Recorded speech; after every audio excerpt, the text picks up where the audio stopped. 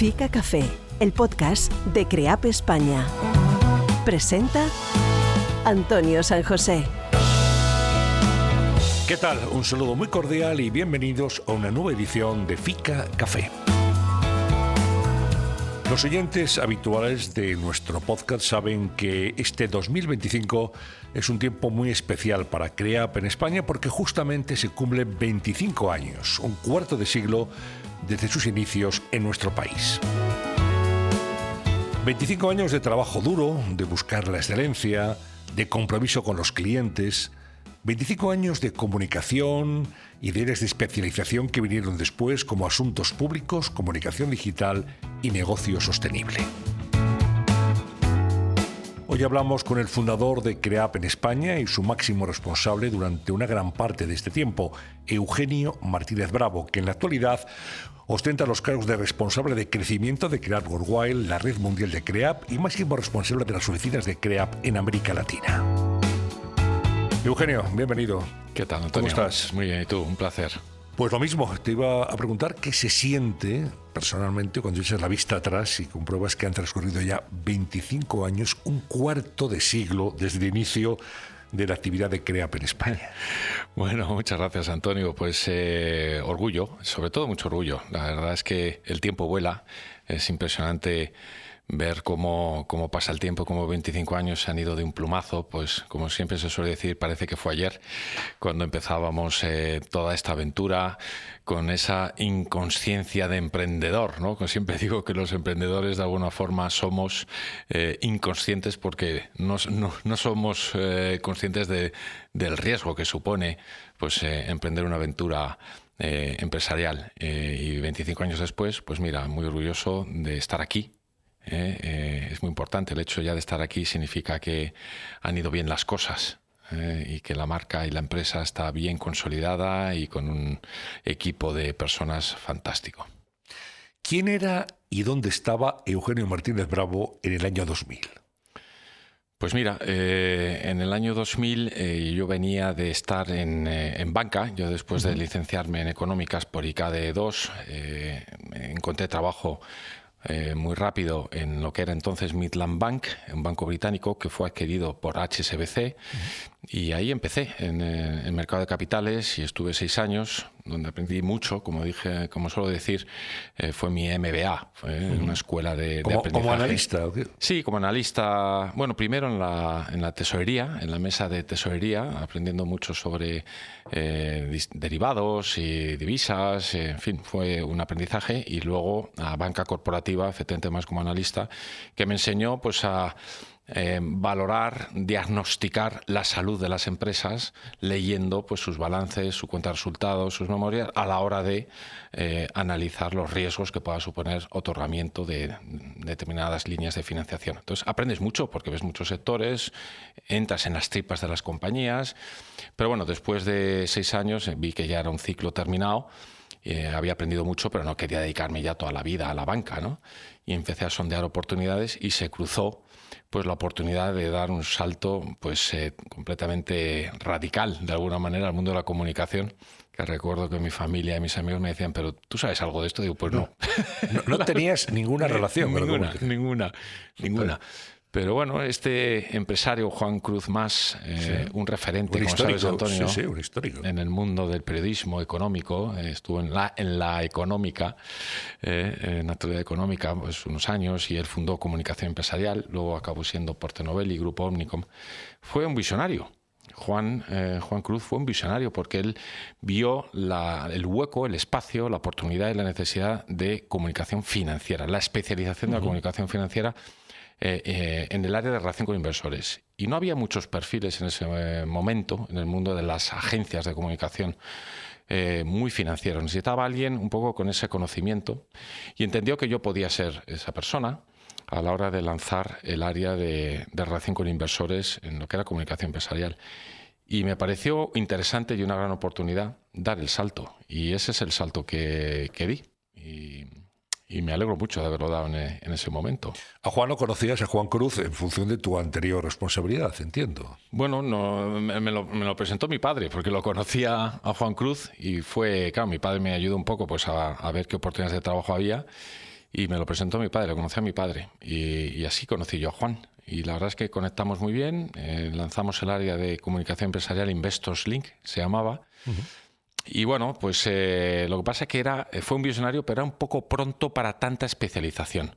O sea, yo creo que lo que yo entendí me ayudó a conocer el mundo de las agencias de comunicación, que era muy parecido a una redacción. Yo me acuerdo de entrar ahí en comunicación empresarial y era casi como una redacción. Muchos ex periodistas, yo creo que era el único, o de los pocos que no era periodista, ¿no? Entonces me ayudó a entender el sector y yo sí que entendí que había una oportunidad en comunicación financiera, no tanto en relación con inversores en el año 2000. No lo veía tanto, por eso yo creo que fue demasiado pronto. Y lo que hice fue llegar a un acuerdo con Juan Cruz, amplié la hipoteca de mi casa, me hice un poco con esa filial de comunicación empresarial Investors Link y llegué a un acuerdo con Gavin Anderson, que era una filial de Omnicom, de ahí el vínculo. O sea, Omnicom fue un poco el enlace, porque Omnicom tenía su participación en comunicación empresarial, Porter-Novelli, hoy, pero también dentro de su gran grupo de empresas, como todo el mundo sabe, Omnicom es un conglomerado muy grande de agencias de publicidad, de marketing, de comunicación. Y ahí había una que se llamaba Gavin Anderson. Juan Cruz me hablaba de ella. Oye, Eugenio, existen estos. Y entonces, bueno, bicheé, como se dice hoy en día, ¿no? Ahí indagué, investigué y digo, oye, qué firma tan chula. Especializada en comunicación financiera, sede en Londres, origen australiano. El señor Gavin Anderson era un señor, no sé si vivirá, pero luego lo vendió a Omnicom, que era batería de un grupo de música, un relaciones públicas, nato de la época. Y me acerqué a ellos, fui a Londres, un chaval de 31 años, y me acerqué a ellos y les ofrecí abrir en España y con un mensaje, ¿no? Que era, oye, tenéis poco que perder y mucho que ganar. Es decir, yo arriesgo, yo hago la financiación, yo tiro del carro, creo que hay un nicho, hay aquí una oportunidad de comunicación financiera. También luego vendía asuntos públicos y reputación y crisis, ¿no? Pero yo el gancho que veía era comunicación financiera, ¿no? Y que era lo que yo sabía. Y además entendía que no era tan importante conocer a periodistas como se entendía en aquella época, hace 25 años. Todo el mundo pensaba que el activo, y lo es sin duda cabe, conocer a periodistas, pero era más los almuerzos, que Antonio, tú recordarás, invitar a los periodistas a almorzar. Había muchas relaciones públicas entonces. Era la forma de entender las relaciones públicas, ¿no? Estas comidas largas y tal, ¿no? Y bueno, y así me acerqué un poco a Gavin Anderson y les propuse, sin venir del mundo del periodismo, la importancia de tener al cliente. Yo creo que es más importante, antes de conocer al periodista, conocer y entender al cliente. Y que el cliente se sienta cómodo en que tú entiendes su problemática, su situación, su caso.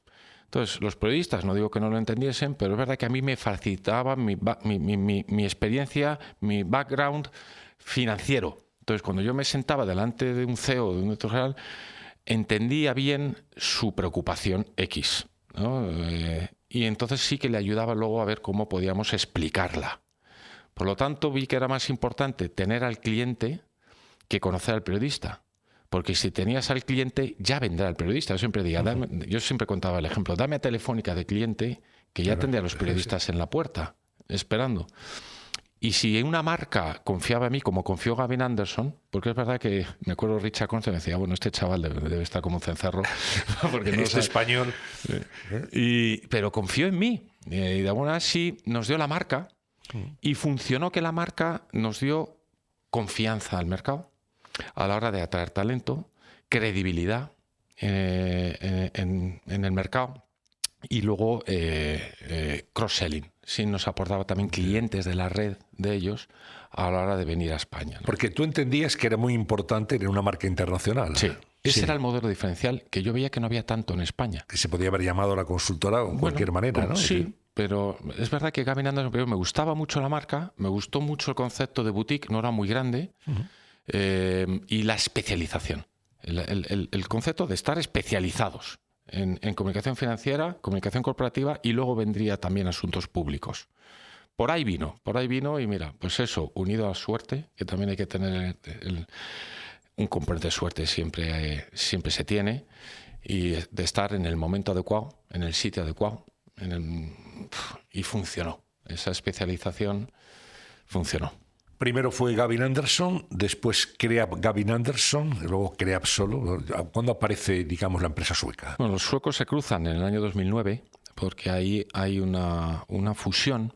Realmente es una fusión por absorción que no deja de ser una compra, porque tú al final la puedes llamar fusión por absorción, pero P.J. Emelson, dueño de Creab, se acerca a Gavin Anderson y lo que les propone es fusionar Creab con Gavin Anderson, pero teniendo él la mayoría. Es decir, en esa fusión de intercambio de acciones, la familia Emelson, Pelle, propietarios de Creab, se quedan con el 53% del resultante Creab Gavin Anderson, efectivamente. Fusión muy complementaria, porque tanto geográficamente como por servicios. Gavin Anderson tenía la especialización en comunicación financiera, Creab también, pero sobre todo en public affairs. El fit era perfecto y luego geográficamente pues también. O sea, Creab estaba muy fuerte en los países nórdicos, evidentemente, y por ejemplo en plazas como Bruselas, muy fuerte en Bruselas desde el año 92, en China desde el año 92, la parte asiática. Gavin Anderson pues estaba más presente en otros mercados como por ejemplo Reino Unido, ¿no? Londres, Japón. Gavin Anderson estaba en Japón, de ahí que hoy tengamos una oficina tan fuerte en Japón. Viene de aquello, ¿no? España, ¿no? Que además Pelle siempre cuenta, ¿no? Lo mejor de aquella fusión, Eugenio, pues ha sido España, que se ha acabado convirtiendo en la más grande de Creab. Entonces, lo de Creab Gavin Anderson realmente fue una transición típica de una fusión. Sí. El nombre era muy largo, evidentemente no tenía mucho sentido. Y lo de Gavin Anderson se soltó al año, yo creo, y ya nos quedamos como Creab. 170 personas, Madrid, Barcelona y Valencia como sedes. Bueno, hablaremos después de la red y de América Latina. Bueno, eso es la realidad de hoy. Pero ¿cómo empezó Creab? ¿Cómo era el Creab de hace 10, 20 años? O sea, me imagino una oficinita pequeña con poca gente, sí, y buscando a los clientes uno a uno de manera muy, muy artesanal. Sí, sí. Bueno, mira, yo creo que, pues lo que te decía antes, yo creo que el tema de la vena emprendedora de invertir, oye, no hay ganancias sin riesgo, ¿no? Bueno. Esto es, había que pues arriesgar la agilidad de la toma de decisiones. Si nos equivocábamos, rectificábamos rápido. Pero el hecho, mira, otro elemento diferencial, sí, yo creo que hace 15 años, a lo mejor un poco más, entre 15 y 20 años, pues otra decisión crítica fue la oficina, el espacio. También en aquella época era muy difícil ver a los clientes ir a las agencias de comunicación, porque como te digo, eran más redacciones. O sea, sí. Los hoy llamados consultores de comunicación hemos evolucionado muchísimo hacia la consultoría. De hecho, a mí nunca me ha gustado el tema agencia, que se utiliza más en el mundo de la publicidad y del marketing. Se utilizaba demasiado en comunicación y a mí me parecía un poco como despectivo en cuanto a la falta de valoración, de valor de nuestro trabajo. A mí me gustaba siempre decir que nosotros tenemos que ser el McKinsey de la comunicación. Y eso era un mensaje de nosotros damos un valor como lo valoran los americanos. Los americanos, que yo viví en Estados Unidos y estoy muy marcado por la cultura americana de gestión empresarial, valoran la comunicación un montón. Y cuando había una operación de salida a bolsa o de crisis o de fusión o de compra, los americanos llaman al abogado, llaman al banco de inversión y que venga el de comunicación. Y le meten al mismo nivel. Y aquí es al revés, aquí pues la agencia que ejecute, sí. ¿No? Pues al final los últimos y que hablen con los periodistas. Entonces hemos, ¿no? En Creab trabajado mucho y yo creo que el mercado en España evolucionó muchísimo, el gap se ha reducido mucho hacia ese concepto de consultoría, ¿no? Entonces nadie venía a la oficina. Las oficinas de las agencias de comunicación en aquella época eran redacciones y Creab apostó por tener una oficina en donde el cliente viniese. Para hacer también esos eventos que hacemos en Creab, algunos off the record, otros públicos y abiertos, pero todos muy interesantes, con paneles muy potentes, con temáticas de actualidad, tendencias, y conseguimos que el cliente viniese a ver la oficina de Creab, donde habíamos hecho una inversión muy importante. Y yo recuerdo cuando venían los clientes y decían, ahí va, pero oye, ¿y qué hacéis? ¿Qué es esto de Creab? ¿No? Se quedaban un poco impresionados porque se esperaban a lo mejor por ese concepto de la agencia de comunicación otra imagen. Entonces yo creo que Creab ha contribuido muy modestamente a ese cambio de percepción del valor que tienen las consultoras de comunicación y asuntos públicos hoy en España. Ese ha sido otro elemento diferencial. De dónde venimos esos de hace 20, 25 años a donde estamos hoy. Siempre hay, Eugenio, un primer cliente, que es ese que, digamos, confía en ti y dice, bueno, vamos a probar a ver qué tal, ¿no? Y que son tus primeros ingresos y que pone en marcha la compañía. ¿Recuerdas bien, supongo, quién fue ese primer cliente? Pues sí, el Grupo Calvo. Calvo. El Grupo Calvo. Claro, Calvo. Calvo, claro. El famoso anuncio de Jesús Puente y de Juanjo Menéndez. Sí, aquellos anuncios en clave de humor. Pues mira, lo que es la vida, eso vino recomendado, referenciado por el que era mi anterior jefe en HSBC, Jesús Apraiz, que yo llevaba el Grupo Calvo de analista en HSBC. Entonces me los conocía muy bien y yo sabía que era un negocio muy cíclico, ¿no? Porque la pesca del atún, bueno, el precio del atún fluctúa y depende del volumen de las capturas. Hay años que tienes mucho volumen, el precio baja, hay años que tienes muy poca pesca, el precio sube, ¿no? Y eso las entidades financieras no lo entendían tanto. Entonces, yo sabía que en los famosos préstamos sindicados, donde hay muchos tickets de bancos que prestan dinero, no entendían a lo mejor suficientemente bien el negocio de Calvo. Y en los ciclos bajos de Calvo, pues podían a lo mejor preocuparse en exceso. Entonces era un problema, era un caso de comunicación muy técnica, muy específica, ¿no? Y entonces esto, la familia Calvo, en un momento dado se preocupa mucho porque sus acreedores entendiesen bien su modelo de negocio. Y entonces Jesús Apraiz se acuerda de mí. Y dice, hombre, pues Eugenio, que nos ha estado llevando la relación hasta ahora, está en la comunicación financiera y en este mundo de la comunicación, a hablar con él. Y así empezó. Y entonces empezamos a hacer presentaciones y comunicación muy dirigida a los acreedores del grupo y a los bancos. Y funcionó. Y yo siempre lo cuento como un caso de que si no hubieses comunicado bien, pues te puede haber creado una situación muy delicada a la empresa, ¿no? Ese fue el primero y siempre estaré eternamente agradecido a la familia Calvo por aquella confianza, porque claro, yo me acuerdo de la reunión con el director general y me decía, pero tú ¿cuántos clientes tienes? Bueno. Y digo, pues ninguno. Y dice, pues ya tienes el primero. Y eso es una apuesta, ¿eh? Eso es confianza. Y entonces, claro, es que ahí, cuando confían de esa manera en ti, no miras el reloj a la hora de trabajar por un cliente. Y esa cultura yo creo que ha quedado impregnada en CREAP. Por supuesto que tenemos que ser rentables, medir el tiempo, esto que decimos el overservice aquí en nuestra casa.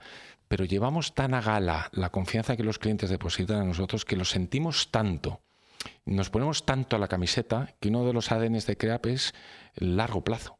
¿No? El largo plazo clientes con mucho que tiempo, siguen con ¿no? nosotros. Calvo estuvo muchos años, luego se fue, luego ha vuelto. Sí. Hemos seguido haciendo proyectos y colaboraciones con ellos hasta hoy en día, pero luego recuerdo Viscofan, que lleva con nosotros también muchos años, un cliente muy leal, muy fiel, muy estable. El grupo GED, que ahora se llama Buenavista, sí, pues también lleva con nosotros muchos años. En su época también, yo recuerdo al abrir la oficina de Barcelona, abrimos Barcelona porque acompañábamos a dos clientes, que eran Sagardoy y Aguirre Newman. Los dos estaban en Barcelona, entonces les ofrecimos acompañarles.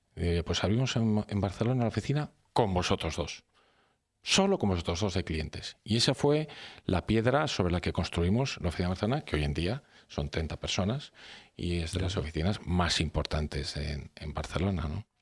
Primero fue Madrid, después Barcelona y por último Valencia. Eso es, entendiendo pues un poco esto, nos costó que los suecos lo entendiesen, la peculiaridad del mercado español y el concepto de cercanía, ¿no? Porque es verdad que aquí en Madrid todos competimos por el IBEX, por las grandes empresas que están en Madrid y sigue creciendo, porque la verdad es que Madrid sigue dando muchas oportunidades, porque mira, los fondos, hablando del sector financiero y comunicación financiera, fíjate, hace 25 años lo que era el private equity sonaba chino, literalmente. Hoy no dejan de venir fondos, ¿no? A Madrid, como se ha convertido en una capital financiera mundial, te diría yo, ¿no? Pero más allá de Madrid hay mucha empresa y hay mucho negocio fuera de Madrid. Y nos dimos cuenta que no servía con ir a Valencia a coger AVE y volverte. Porque claro, veían, bueno, ya vienen los de Madrid a vernos. Y luego se van. Y luego se van. Y es verdad que el tener gente de allí, la cercanía al empresariado local, en este caso en Valencia, ¿no?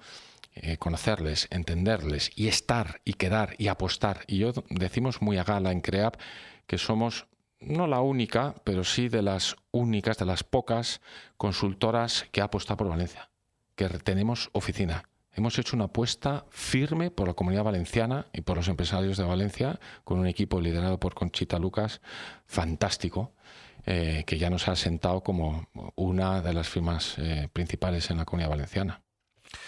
Vinieron las ciudades y también la actividad. Primero comunicación financiera, comunicación corporativa, asuntos públicos, lo estaba señalando antes, comunicación digital, negocio sostenible, es decir, que se ha ido ampliando también, digamos, la oferta de servicios al cliente. Exactamente. O sea, los dos grandes bloques de negocio han sido siempre la comunicación en sus distintas vertientes, comunicación financiera, en la que llevamos liderando muchos años en número de operaciones, pero también, por supuesto, comunicación corporativa, reputación, comunicación interna, y luego la parte de asuntos públicos, que también llevamos entre los principales consultoras de España, con un equipo de 45 personas, muy potente. Además, en una parte de la cadena de valor muy técnica, muy de influencia regulatoria, ¿no? Muy al estilo de Bruselas, donde llevamos, como decía antes, desde el año 92, ahí tenemos unas 60 personas.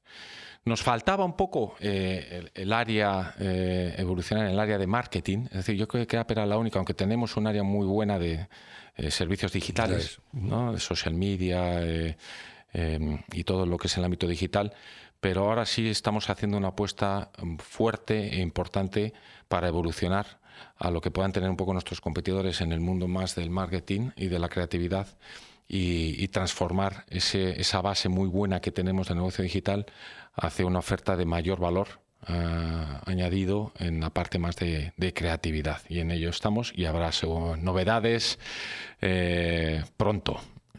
Es una de las apuestas de la nueva etapa de Creap. Exactamente. ¿Cómo ves a la competencia, Eugenio? Tú que has vivido desde el principio, ahora hay muy pocas empresas, ahora ya hay cada vez más. ¿Cómo ha ido evolucionando el mercado? Y la competencia nos hace mejores, sin duda, ¿no? Pues mira, la competencia fuerte, muy fuerte. O sea, yo creo que lo cual es una señal de salud de nuestro sector, es decir, de madurez del sector de la consultoría de comunicación. El que haya competencia y el que haya firmas es bueno, porque denota, como te digo, que el pulso late fuerte en cuanto que hay mercado. Pues como yo les digo a los suecos, o sea, lo importante es que hay mercado. Hay mercado en España y es un mercado que además se está ensanchando. Pero claro, efectivamente eso lleva a competidores que, como tú bien dices, Antonio, te fuerza, te obliga a ser mejores. Tienes que ser mejores en la retención del talento, tienes que ser mejor en la captación de talento, en la retención de los clientes y en captar clientes. Y cuesta mucho, y cada vez cuesta más, ¿no? Y bueno, pues en eso estamos, intentar ganar clientes y retener y atraer el mejor talento posible, pero la competencia está apretando fuerte. Hace un mes y medio aproximadamente grabábamos aquí un episodio de Fika Café donde tú participaste con los managing partners de Perú, de Chile, de Ecuador, de Bolivia y de Colombia, la red de LATAM de Creap. Eres el máximo responsable de esa red y ahí hay mercado también, mercado de presente y de futuro. Exactamente. Bueno, pues sí, vimos que lo mismo que te decía antes, de acompañar a nuestros clientes a Barcelona, a Valencia, pues también a Latinoamérica, ¿no? Yo siempre le decía a los suecos, el Suret también existe. Porque los suecos... Lo decía Benedetti. Exactamente. Los suecos son muy de hemisferio norte, ¿no? Muy anglosajones, ¿no? Sí. Y bueno, pues a raíz del éxito de España, que como decía antes es el mercado principal de la red de Creap Worldwide, pues decidimos acompañar, hacer una apuesta por Latinoamérica y podemos decir también con mucho orgullo que llevamos aproximadamente 10 años en la región con 5 oficinas propias en Ecuador, Colombia, Bolivia, Chile y Perú. Y con alianzas en Panamá, en Argentina, en Brasil y en México. Conocemos bien la región, visión de largo plazo y, como dices tú, cada vez más oportunidades. Cada vez más oportunidades. O sea que muy contentos con los equipos que tenemos allí y ahora el reto es ganar escala. Diría que un poco el reto en Latinoamérica y en lo que estamos una vez asentados como una firma de referencia con esa red que tenemos en Latinoamérica, estamos de alguna manera en el reto de ganar escala. Aparte de esa responsabilidad, eres también el director global de Creap Worldwide de crecimiento y desarrollo de negocio. ¿Cómo funciona la interacción entre Creap España y la red mundial de Creap? No, entre España y la red mundial muy bien. O sea, yo creo que ahí es más una interacción entre Pablo Zamorano, el managing partner de aquí de España, con Cari Saxon, nuestro CEO, Conmigo, por supuesto, también. Yo estoy intentando, como dice Pablo, ser un poco su copiloto. Yo creo que o mentor, o bueno, se puede llamar de muchas formas, pero Pablo, que conoces bien, Antonio, pues apostamos por él pues ya hace unos años y yo creo que lo está haciendo muy bien y lo que hay que hacer es ayudarle. Y mi papel ahí es ayudarle y apoyarle en todo. El día a día lo está haciendo fenomenal e intento darle confianza y seguridad, sobre todo en las decisiones más importantes que se tengan que tomar, ¿no? La sintonía es total y absoluta. Total y absoluta. Yo hacía mucho tiempo que no veía, y lo digo con mucha satisfacción y con mucha sinceridad, el alineamiento, la unidad, el espíritu. Hace poco ha habido un offside. Yo estuve en el último día del offside de España y hacía mucho tiempo que no veía tan buen ambiente. La unión, ¿no?, del equipo, el compromiso para afrontar los retos que tenemos de cara al año que viene. Y ahí, como te digo, hay una sintonía y un alineamiento absoluto entre España, Pablo, con nosotros, digo, con el Executive Board y la parte más de Corporate, Worldwide, hay absoluto. O sea, que todo el apoyo a España y efectivamente como responsable de crecimiento, pues ahí tengo una comunicación muy fluida, por supuesto con nuestra presidenta, que es Charlotte, pero fundamentalmente con el CEO, con Carl y con Yasir, el CFO. Entonces, de alguna forma, los tres, desde el Executive Board, aparte de ayudar, vigilar, supervisar y apoyar el día a día en los distintos mercados y regiones, estamos viendo oportunidades de crecimiento también inorgánico. Es decir, como todas las compañías, pues hay que crecer con estrategias de crecimiento orgánico e inorgánico. Y ahí estamos pues viendo algunas oportunidades en diferentes mercados también para impulsar el crecimiento de CREAP. ¿Y cómo han cambiado las demandas de los clientes en este tiempo, en estos 25 años? Porque ha cambiado la relación y también lo que ellos requieren de una empresa como CREAP. Pues mira, solemos decir en CREAP que el gran competidor es el cliente. O sea, fíjate, se ha cambiado, que ahora el cliente se ha sofisticado tanto que saben lo mismo más que tú. Es decir, el cliente sabe y quiere, y nos parece muy bien además que tengan la relación directa con el periodista. El cliente quiere. Antiguamente, como hablábamos antes, la agencia a veces sustituía... Sí, era la intermediación, ¿no? Exacto, era un poco la intermediación, ¿no? Hoy el cliente, y ha de ser así, fíjate, tiene que tener esa relación muy directa con los grupos de interés, los famosos stakeholders, otra palabra que está muy presente, que antes no estaba. Más, hace 25 años, ya ves tú. Nadie sabía lo que era un stakeholder. Ya ves. Y hoy en día muy presente, bueno, pues con los periodistas es el cliente, ¿no? Entonces, ¿qué ha cambiado? Pues el asesoramiento al cliente. O sea, yo creo que más que hablar con los periodistas, el desarrollo del plan, la ejecución del plan, que por supuesto que también sigue habiendo un componente muy importante de interacción con los periodistas, pero yo creo que lo que ha cambiado es la consultoría. O sea, el ayudar al cliente a entender lo que se espera de él, a entender la percepción que hay de él, a entender los mensajes que tiene que trasladar, a entender las audiencias a las que se tiene que dirigir, cómo se han diversificado, cómo se han repartido, cómo ha cambiado el mercado. Es decir, el cliente solo tiene dos ojos, solo tiene dos. Entonces puede ver con dos ojos muchas cosas, pero no todo, porque se ha ensanchado mucho las audiencias y las influencias. Entonces, el ayudarle a entender bien todas las audiencias y todas las percepciones y la consultoría estratégica directa al cliente, yo creo que esa es la demanda principal, lo principal que ha cambiado. Y la combinación de las dos cosas, las estrategias de comunicación con la influencia de asuntos públicos. CREAP combina ambas cosas. Cuando eres capaz de integrar y combinar ambas cosas, funciona. Como solemos decir, si generas la corriente de opinión pública adecuada, es muy difícil que el regulador vaya en contra. Es muy difícil. Entonces, por eso de ahí, el que tu mano izquierda sepa lo que hace la derecha la izquierda, y entender muy... Y eso es lo que hace CREAP. Ese es el modelo de éxito de CREAP. Cuando un cliente confía en nosotros la integración de su estrategia en asuntos públicos y en comunicación. Al final es una relación de confianza, lo decías antes, es fundamental. Confianza en dos direcciones. Y luego la gestión de la reputación, que cada vez tiene un mayor valor. Exactamente. Como siempre decimos que cuánto cuesta ganarla y qué fácil es perderla. Entonces, ahí, pues bueno, somos expertos a la hora de poder ayudar a nuestros clientes en ese valor intangible. Estamos en la era de los intangibles, ¿no? La comunicación, la reputación, la confianza, la credibilidad. ¿Qué vale eso, no? ¿Cómo se puede medir eso? Es un intangible. Pero yo creo que hoy en día el mercado ha entendido la importancia de la reputación por encima de muchas cosas y la importancia de estar preparado para cuando venga una situación difícil y complicada. El estar entrenados, ¿no? Como tú haces muy bien, Antonio, con el equipo que tienes en CREAP, de formar y entrenar a nuestros clientes a la hora de ser portavoces, ¿no? Y estar listos ante una situación imprevista, ¿no? Es clave la forma de gestionar eso, y las empresas lo están entendiendo cada vez más y mejor, que la manera en la que tú gestiones una situación imprevista es la que va a determinar la escala del valor de tu reputación. Y esto es así.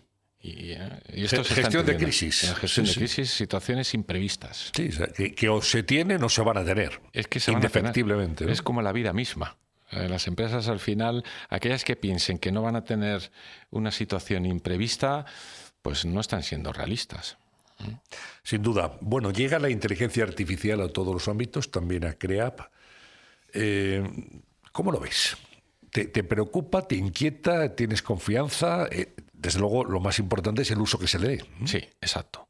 Bueno, como suelen decir en el mundo anglosajón, un game changer, ¿no? O sea, yo creo que estamos solo al principio de lo que va a ser un cambio de era. Una disrupción, realmente. Una disrupción total y absoluta, un antes y un después. Y ya lo estamos viendo y está yendo a una velocidad increíble. O sea, la velocidad a la que se está desarrollando la IA. Y bueno, como toda nueva tecnología, si se aplica bien, si se aplica con una buena intención y de forma inteligente, creo que puede ser pues transformador completamente, ¿no? Y además creo que especialmente España tiene una grandísima oportunidad en el tema de inteligencia artificial como país, como los centros de datos, que están muy de moda, por su situación geográfica, por toda la conexión de cables que vienen de América hacia Europa y pasan por España. En fin, yo creo que España, y lo vamos a ver, lo estamos viendo, como los grandes grupos ya están invirtiendo en centros de datos, que va a transformar también todo el modelo energético de España por la demanda de energía que eso va a suponer. Es altísima. Altísima, las redes, ¿no? Como estamos viendo cómo se está apostando por el tema de las redes. Y en nuestro negocio en particular, pues vamos a ver, pero creo que va a ser también un transformador. Tal vez no tanto como en otros sectores, como en despachos de abogados, a lo mejor, o en otros negocios de servicios profesionales, tal vez no tanto, porque yo creo que aquí al final la inteligencia personal, sí, el factor humano y la inteligencia emocional es insustituible. O sea, nos va a ayudar mucho a ganar tiempo, a ganar procesos en lo que es la redacción, pero al final el ojo humano y sobre todo la inteligencia. Yo soy un firme convencido de la inteligencia emocional, ¿no? De la química.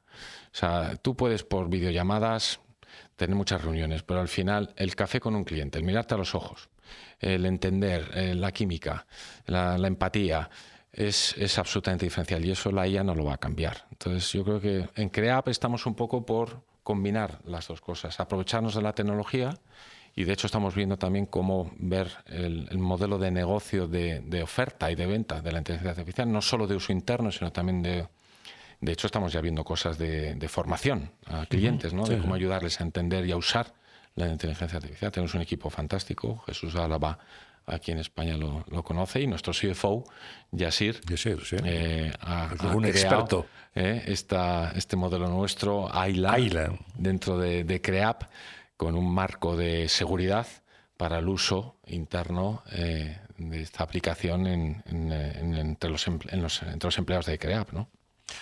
Estamos terminando, 25 años, Eugenio, nos han traído hasta aquí. ¿Cómo te imaginas CREAP dentro de 10, 20, 25 años? Pues mira, es la pregunta. Yo creo que esta es la pregunta. Por eso te lo hago al final. Sí. Que es la difícil. Es la difícil, lo es, ¿eh? Esta es la difícil. O sea, yo me la imagino, mira, la clave, yo creo que ahora se están repartiendo las cartas, ¿vale? Y CREAP está en la mesa para recibir esas cartas, ¿no? Y hay que saber jugarlas. Hay que saber jugar esta partida. Yo creo que es un momento clave para ver cómo queremos crecer, y cómo juguemos las cartas ahora va a determinar nuestros próximos 5 o 10 años. Pero ahora. O sea, yo creo que ahora, estos meses, 2 meses que quedan del año, y el 26, otro 26, va a determinar el futuro de esta compañía y de todas aquellas que sepan jugar sus cartas.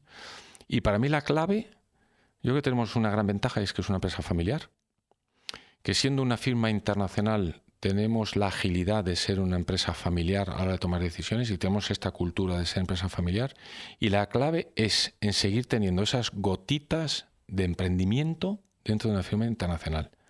Si somos capaces de seguir invirtiendo, de seguir creciendo, combinando esta estrategia orgánica e inorgánica, y siendo ágiles a la hora de tomar decisiones en los focos, y también focalizar, porque todo no lo podemos abarcar, no podemos estar en todos los mercados, no podemos comprar todo lo que se nos ofrece, no podemos fichar a todo el mundo, pero si somos capaces de poner foco en 3 o 4 cosas importantes en España y en otros mercados, a la hora de atraer talento, oficinas adecuadas y firmas que podemos incorporar, con esa dosis de emprendimiento dentro de una empresa familiar global, triunfaremos. Y podemos estar en esta mesa, Antonio, dentro de 5 años o 10, de nuevo orgullosos de pertenecer o haber pertenecido a una firma como CREAP, y con el legado, y ahí termino pues diciendo como empezaba, el orgullo como fundador, porque al final he fundado pocas cosas en mi vida, ¿no? Un club de rugby, soy uno de los cofundadores de Alcobendas, fundador de CREAP. Ahora, como sabéis, también pues estoy poniendo mi granito de arena en Atenea, que es otro proyecto que se está fundando, ¿no? Desde la sociedad civil por España. Me hace muchísima ilusión, que es el componente transversal de todos los elementos fundacionales, es la ilusión, y poder ver cómo sigo intentando poner ilusión y pasión en lo que hago y en lo que se crea, la creación de empresas y de cosas, para dejar ese legado y algún día mirar atrás y ver pues que están latiendo con un pulso muy fuerte, más fuerte que nunca. Ilusión y pasión son ingredientes fundamentales de cualquier proyecto. 25 años de CREAP en España. Eugenio Martínez Bravo, muchas gracias por este reto de conversación y enhorabuena. Muchas gracias, Antonio, un placer como siempre. Y a todos ustedes también agradecerles su atención y su escucha, y emplazarles para una nueva edición de FICA Café. FICA Café, porque la vida es comunicación.